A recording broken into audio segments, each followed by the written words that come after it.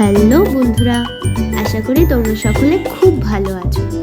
2025-এ ডিসেম্বরে বিয়েবাড়িটির নিমন্ত্রণ ছিল আমাদের, কিন্তু নানা সমস্যার জন্য আমার আর এডিট করে দেওয়া হচ্ছিল না, তাই অনেকটা দেরি করেই পোস্ট করলাম। এটি ছিল আমাদের পাড়ার এক দাদার রিসেপশনের ইনভিটেশন। চলো তোমাদের সাথে শেয়ার করে নিই কি করলাম।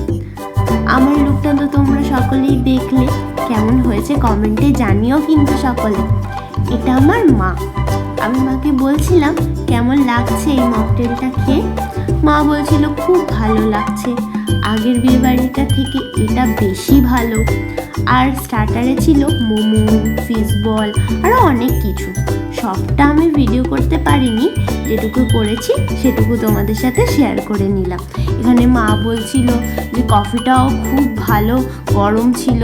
আগের বারে বিয়েবাড়িটায় রিসেপশনে মায়ের কফি ঠান্ডাই হয়ে গেছিলো, সেই জন্যই বলছিল যে খুব ভালো। এই রিসেপশনের নিমন্ত্রণ তো ছিল, আর সেদিনও ছিল আমাদের আর একটা নিমন্ত্রণ, সেটাও রিসেপশনে।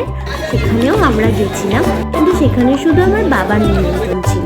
তারপর আমরা লাস্টে খাওয়া দাওয়া সেরে আমার দাদা চলে এসেছিল। তারপর আমরা সবাই মিলে একসাথে চলে গেলাম সেকেন্ড বিয়েবাড়িতে। আমি খেতে না ঘুরতে এসেছি, বাবার নিমন্ত্রণ আছে এখানে। তো ঠান্ডায় হি করে কাঁপতে আমি এখানে ব্লগ বানাচ্ছি। তোমাদের দেখাই গেটটা কেমন হয়েছে। এই বিয়েবাড়িটা হচ্ছিল আমাদের বাড়ির ঠিক পাশেই একটা পার্কে। পার্কটা খুবই সুন্দর। আমি ছোট থেকে এখানে প্রচুর খেলেছি, কিন্তু এখন আর আমার এখানে যাওয়া হয়ে ওঠে না সময়ের অভাবে। কিন্তু রাস্তাটা এত সুন্দর সাজানো, এত সুন্দর লাইট, আমার খুব পছন্দ হয়ে গেছিল এই জায়গাটা। আমার মনে হচ্ছিল আমি শুধু হেঁটেই যাই। সামনে আমার বাবা মা যাচ্ছিল হেঁটে।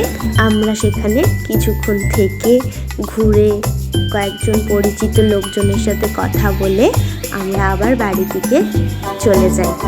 আমি চলে গেছিলাম মায়ের সাথে, বাবা খাওয়া দাওয়া করে পরে আসে। আর ভিতরটা সত্যিই খুব সুন্দর, আরও নতুন করে ডেকোরেশন করা হয়েছে এখানের এই পার্কটাকে। তোমরা যদি কখনো সময় পাও তাহলে ঘুরে যেও, খুব ভালো লাগবে। ধন্যবাদ।